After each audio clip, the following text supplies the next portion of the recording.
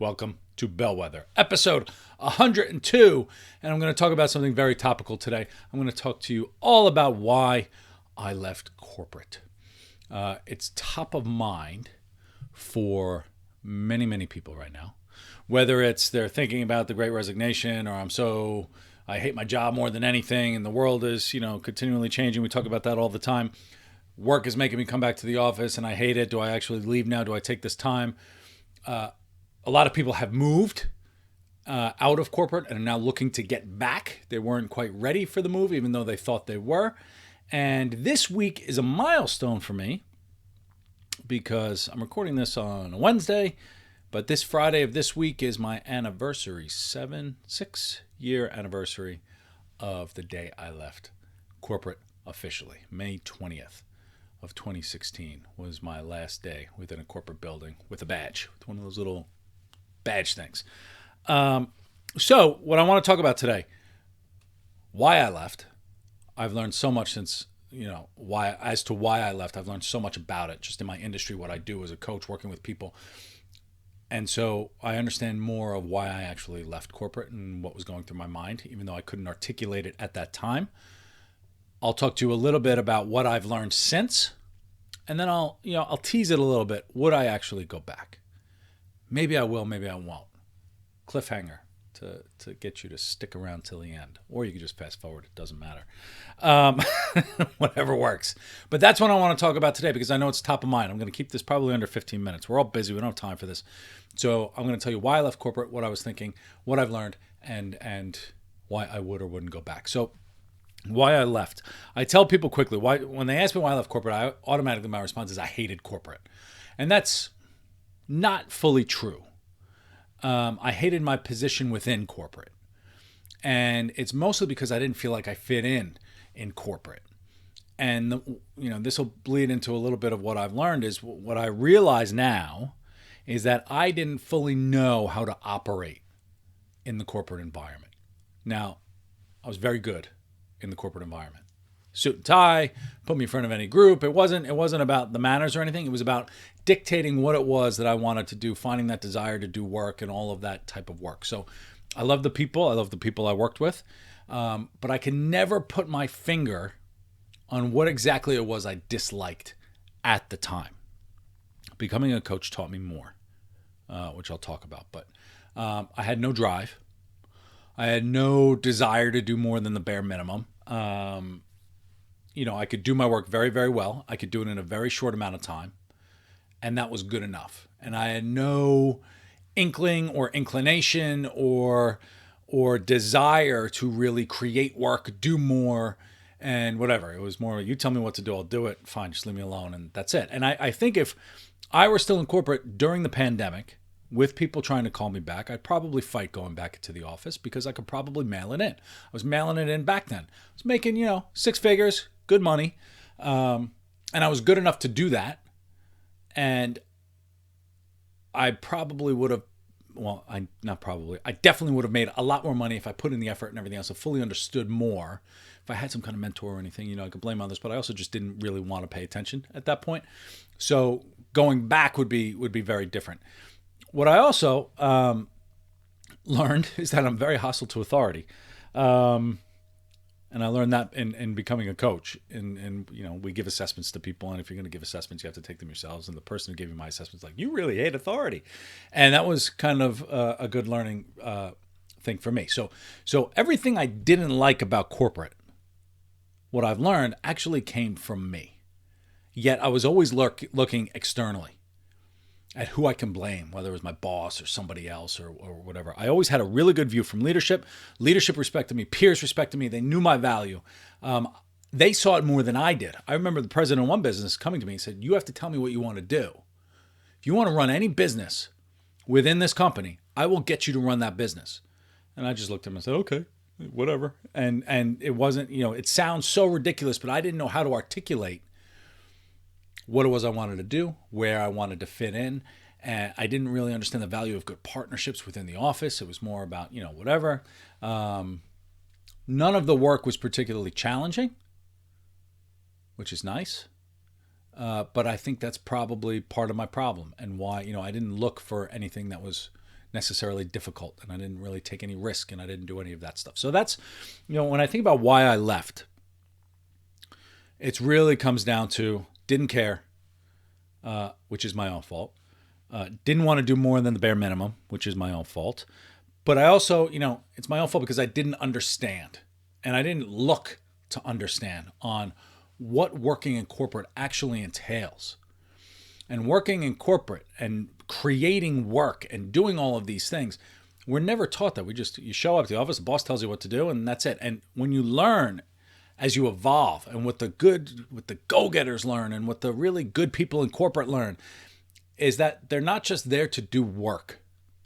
You're there to create work and create value for the organization. And that's ultimately what they're paying for. And as a business owner now, completely changed my mentality. Before I went in and said, look, you give me money, I'll give you work. But if you flip it just a little bit and give it a little nuance, I'll give you money if you give me value. Okay, and I'll give you more money if you give me more value and everything else. And that's great. And so a lot of phone calls are now coming in from media, and I'm doing these interviews on, how do I quit my job and follow my path and my passion and my yada yada nonsense. Ultimately, it comes down to, your job could be your passion if you just figured out how to do your work. I mean, that's ultimately, it sounds a little harsh. It's a little too kind of pro-corporate, because I'm not pro-corporate in that kind of way. So there's this balance between what an individual understands on what they can bring and what they can do, and how they can push the envelope in their way. Right? I mean, when we create something, we feel ownership, and we have that responsibility to ourselves, not necessarily to the company, but to ourselves. That's where our real value comes in. And now, by the way, this is how I'm getting into what I've learned.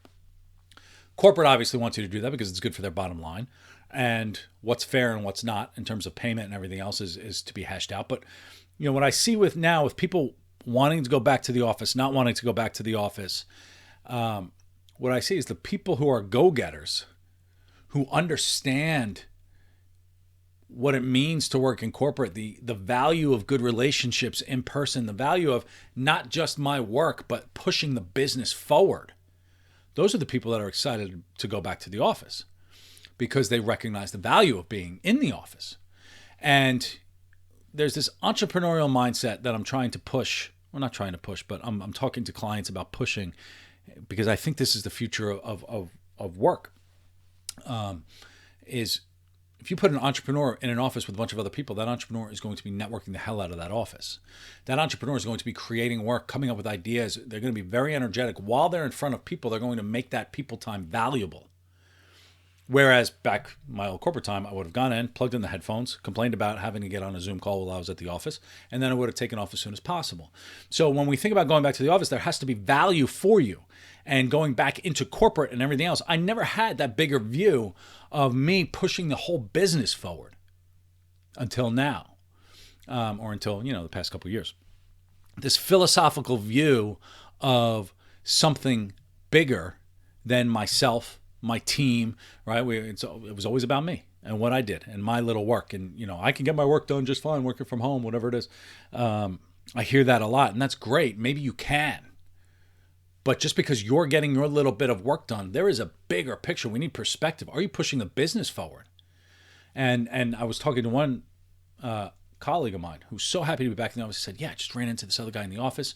If I didn't run into him, we wouldn't have come up with it. They created some new insurance product, and they were doing all this stuff, and now it's blasting forward. He would not have gone down that path if he hadn't seen that person in the office. So I understand why corporate wants people back in the office, at least some of the time. It's pushing the business forward, not necessarily just getting work done. And when we think about remote work, we think about leaving corporate, the desire of, the frustration of the individual versus the business, kind of this meta philosophical, I will give you what I want to give you and pay me money. And, you can go into the whole labor discussion and theory and everything else. Some companies are set up really, really well for remote work. Most aren't, but some really are, and that's fine. Good for you. That's great. If they can make it work, there's a cultural aspect to it. There are communicating expectations of it. There are ways that it can work, but you as an individual have to fit into that. You have to create the work and do the work that's going to align with that kind of virtual workforce and everything else. Otherwise, there's a social wellness aspect, right? I hate the term family, right? Company's a family, we're a family, yada, yada, yada.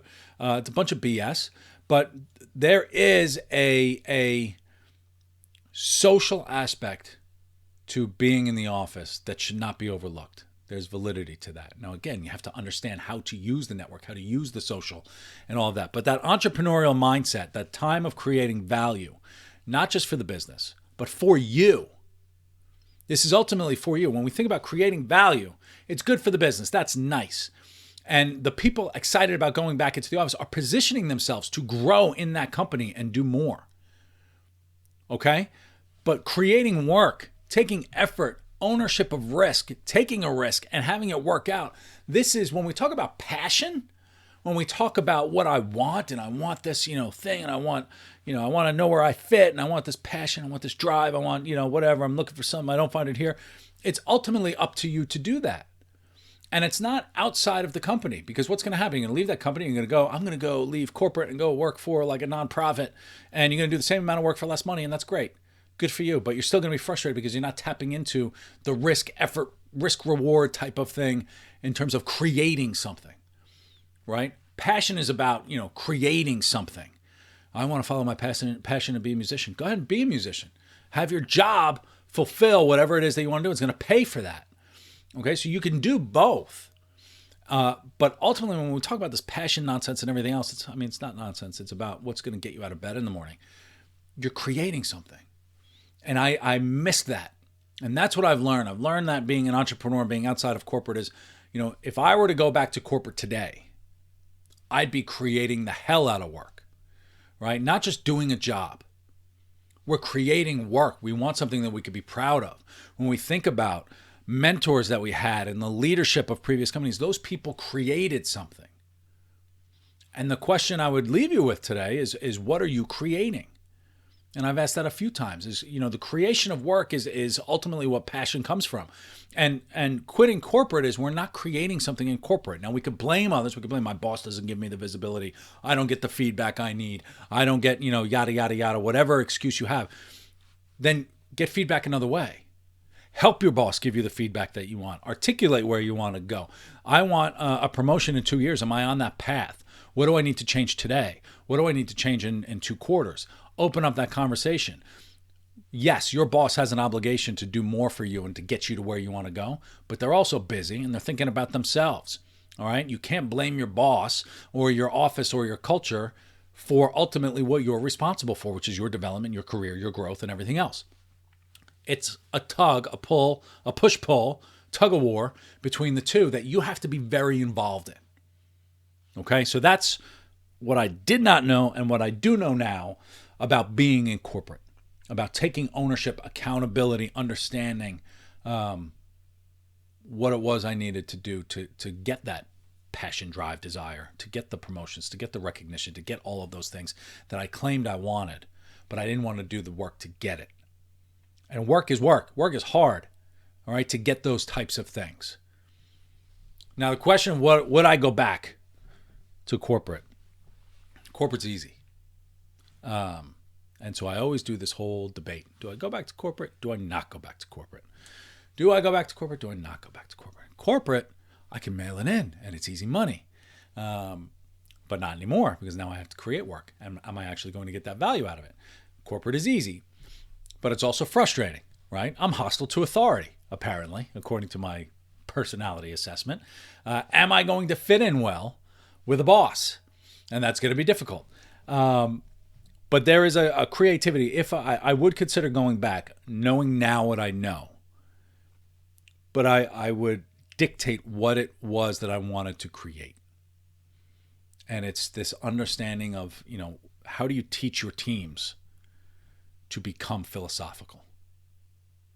How do you teach them to think about the bigger picture of creating work, of some kind of, whatever it is that they can bring? You're hired for a reason at your company, and you hired these people on your team for a reason. And we say we want to give them the autonomy and the freedom to make these decisions and do that. This is, it's part culture, it's part boss, but it's very much the individual. And are they able to do that? And are you giving them the capability to do that in your organization? So yeah, I'd consider going back to corporate if it were the right fit.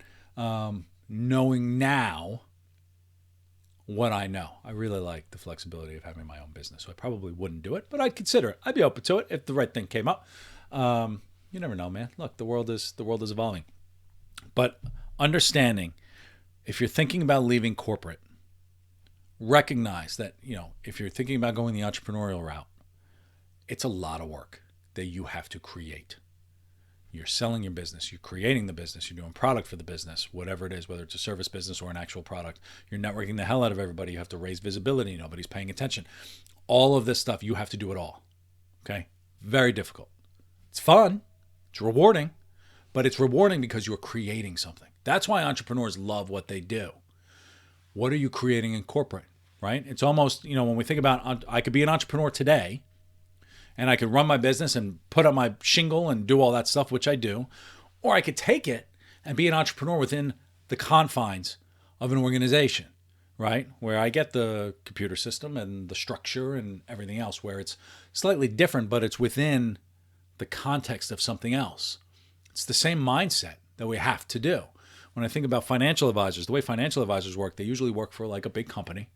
And I'll use that example because I used to work in finance. But financial advisors jump around. They pay, whatever you pay a financial advisor, a portion of that goes back to their company, right? So they pay like 40% of whatever they make to Morgan Stanley, UBS, JP Morgan, whatever it is, because advertising and everything else, and you're part of that structure, right? So you're giving up a percentage to go to that. Sometimes they go out independently and they take on all of those expenses, and it's slightly different. It's a very different kind of model. It's the same with you. You're giving up, 40% of your freedom, X percent of your freedom to work within those confines, but you get additional structure, right? You get the days off that maybe you need, because you can't really take a day off as an entrepreneur because people are going to forget you. And, do you get the leverage of a team, and can you build something bigger? And it's just a very different environment that you can work in. And what I encourage everyone to do is start thinking in that entrepreneur mindset of you are ultimately responsible and accountable for all of the work that you can create. And that's why I quit corporate, because I didn't understand that. And now I do. And I hope that's helpful for you as you're thinking about what you are going to do over the next few years with all the change in the world and everything that's happening. And it's certainly an exciting time. It's a crazy time. But we have to recognize where our place is within the bigger confines of an organization, or whatever it is. So with that, that's why I left corporate. That's what I think about now. I hope that was helpful. I hope you have a fantastic week. Yeah, I'll talk to you later. Have fun. Enjoy.